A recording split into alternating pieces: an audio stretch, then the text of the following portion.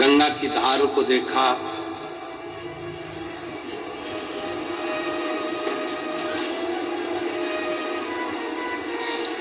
घाट पर थोड़ी देर मां बैठ गई। भगवान शंकर वो गर्दानी भी काशी के उस गंगा मैया के घाट पर विराजमान हो।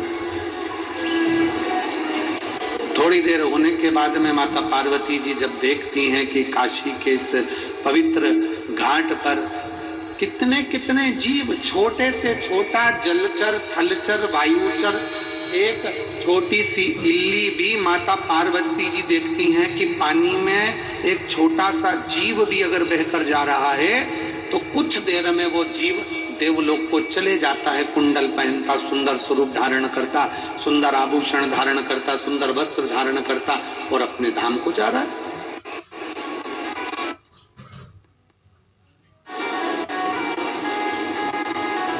माता पार्वती थोड़ा सोचने में कि मैं इतने सारे जगह पर हो गई, सारे धामों में घूम कर आई, पूरी पृथ्वी पर भ्रमण करती हूँ, सब दूर घूमती हूँ, सब दूर जाती हूँ, मैं काशी में आई, काशी के घाट पर बैठकर दर्शन कर रही हूँ। ये गजब का दर्शन है कि कोई छोटी सी इल्ली है, छोटा सा जीव है, छोटा सा जलचर है, छोटा सा जीव काशी में तुरंत गिरा और देवलोक चले गए।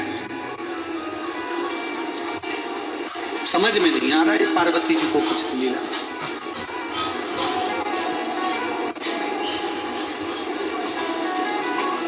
शंकर पार्वती के स्वरूप को देखकर मुस्कुरा रहे।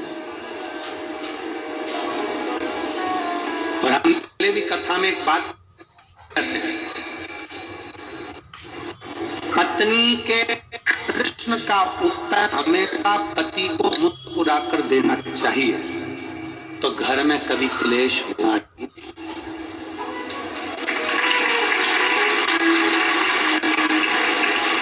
जो तुम चिढ़कर बोले वही मुस्कुराकर बोल दिए होते तो शायद विवाद होता ही नहीं। उसने प्रश्न करा और तुमने चिढ़कर उत्तर दिया, और हमें चिढ़कर उत्तर तो दोगे ना। मेरे जीजाओं, बिगर उत्तर दिए तुम सही से रह भी नहीं सकते, तब तुम दोगे। इतना सा निवेदन है मेरे जीजाओं से, अगर कोई प्रश्न जीजी ने करा देना है, भले लेट दोगे, बाद में समझाओगे, लड़ाई होने के बाद नॉर्मल होकर उत्तर दोगे, और उत्तर तो तुम दोगे। तो वही उत्तर जो तुमने चिढ़ कर दिया, क्रोध कर दिया, बहुत ज्यादा गुस्से में दिया, अगर वही प्रेम से दे दिया होता तो विवाद होता क्या? जम के तो बोलो जरा, प्रेम से बोलो, इसमें वश उत्तर दीजिए। और पूरी कथा को देख लीजिए, अमरनाथ की गुफा की कथा को देखिए। पार्वती जी सो गई, नैनों में नींद भर गई, माता पार्वती जी के नैन में नींद समाहित हो गई माता।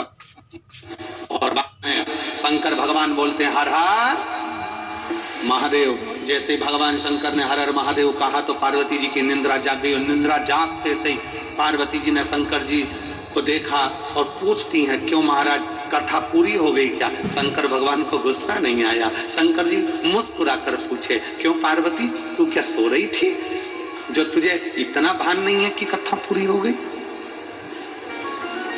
चलो वो भी जाने दो। महाकाल वन में, उज्जैनी में, अवंतिकापुरी में मेरे भोले बाबा घूम रहे थे क्षिप्रा के तट पर। पार्वती जी ने प्रश्न किया, शंकर जी ने मुस्कुरा कर उत्तर दिया।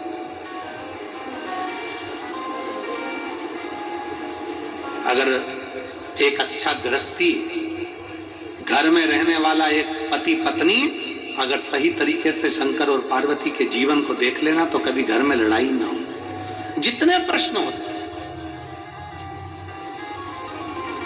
प्रश्न हो पार्वती जी बोलती, शिव जी खुश होकर उत्तर देते। कितना सुंदर है, कंठ में जहर, सिर पे गंगा, कि दुकान पर तुम्हारे कंठ में कितना भी जहर हो, फैक्ट्री पर तुम्हारे कंठ में कितना भी जहर हो, संसार में कितना भी तुम विष पी रहे हो, कितना भी लोग तुम्हें अपशब्द कर रहे हो, कितना भी ताना दे रहे हो, कितनी भी कठिनता की जिंदगी जी रहे हो, शिव महापुराण की कथा कहती है, पर घर के अंदर आना तो सिर पे गंगा लेकर आना, अपने भेजे को ठंडा कर कर आना, अपने भेजे को ठंडा कर कर आओ।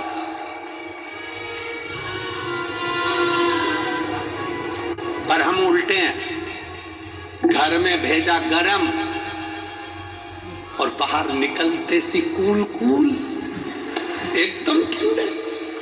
तो फिर पत्नी को थोड़ा टेंशन तो होता है, तुम घर में इतना गुस्सा करते हो और बाहर तो तुम्हारी आवाज नहीं निकलती, बाहर तो इतने प्रेम से बात करते हो, हाँ भाभी जी, हाँ भैया जी, हाँ काका जी, हाँ बुआ जी, हाँ फूफा जी, तो उसको तो चिंता लगेगी। फिर वो भी सोचती है कि कोई ना कोई बात जरूर है।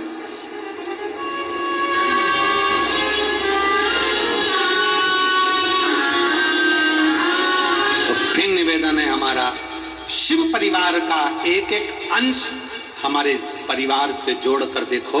शंकर भगवान मस्तक पर गंगा लेकर चलते हैं, मतलब अपने भेजे को ठंडा रखो जब घर में रहो। शंकर भगवान अपने पूरे परिवार के साथ दिखते हैं। बोलो, शंकर जी का फोटो देखना, शिव जी के इधर गणेश जी हैं, कार्तिकेय जी हैं, सुख सुंदरी है, पार्वती जी हैं। शिव महापुराण की कथा कहती है, घर में जितनी देर रहो अपने बच्चों के साथ थोड़ी हंस बोल कर जिंदगी निकालो।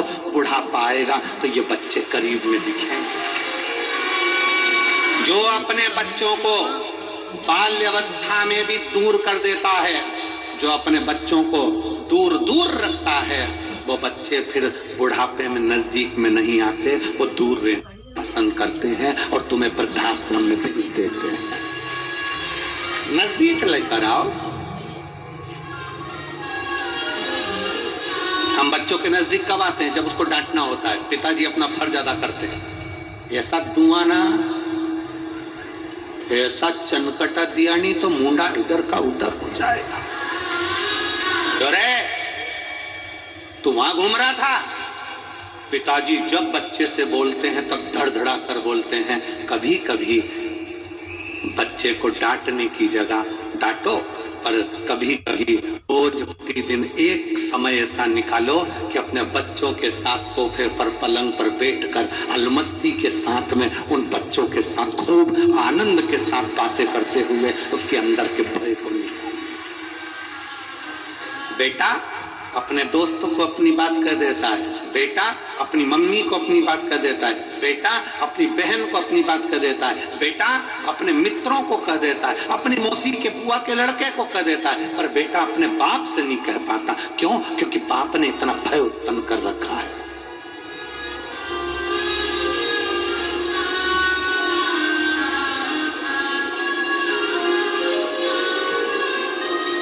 भय उत्पन्न कर दिया। कुछ समय निकालिए बच्चों के साथ में रहकर अलमस्त जीवन जीने के लिए। भगवान शंकर की कथा कहती है, गणेश जी उनकी गोदी में है, पार्वती कार्तिकेय उनकी गोदी में, सांप उनके गले में है, गंगा उनके मस्तक पर है, पार्वती जी नजदीक में है, और चेहरे की स्माइल, मेरे शंकर भगवान के चेहरे की प्रसन्नता देखना कि कितनी प्रसन्नता। परंतु यहाँ उल्टा है, परिवार वाले अगर साथ में होते हैं तो पति की स्माइल खत्म हो जाती है, स्माइल समाप्त। मेरे शंकर भगवान परिवार के साथ है तो पूर्ण स्माइल के साथ, पूरी प्रसन्नता के साथ है। मेरा शिव का परिवार कहता है, जब अपने अपनों के साथ बैठो तो स्माइल चेहरे पर होना चाहिए। अकड़, तुम्हारा अहम, तुम किसी भी कंपनी के मालिक हो, तुम किसी भी कुर्सी के मालिक हो, तुम्हारी कितनी भी प्रतिष्ठा हो, तुम कितने भी अधिकारी हो, उसको कोने में पटको। बच्चों के साथ एंजॉय का जीवन जियो, अपने परिवार के साथ खुश होकर जीवन। कलेक्टर हो गए अपनी जगह के, एसपी हो गए अपनी जगह कर, मिनिस्टर हो गए अपनी जगह के, मंत्री हो गए अपनी जगह के। एक समय ऐसा आता है कि वो कुर्सी से नीचे उतरते हो, कलेक्टर की कुर्सी से नीचे उतरोगे, एसपी की कुर्सी से नीचे उतरोगे, अधिकारी की कुर्सी से नीचे उतरोगे, पद की कुर्सी से नीचे उतरोगे, मंत्री संतरी कलंतरी की कुर्सी से नीचे उतरोगे। उस समय पर जब नीचे उतरोगे, उस समय पर जिसको तुमने स्माइल दी है, प्रेम से बात करी है, वो तुम्हारे करीब में आएगा। अकड़ में रहोगे तो कोई तुम्हारे नजदीक में नहीं आएगा, दूर हटते चले जाएंगे। स्नेह दीजिए, प्रेम।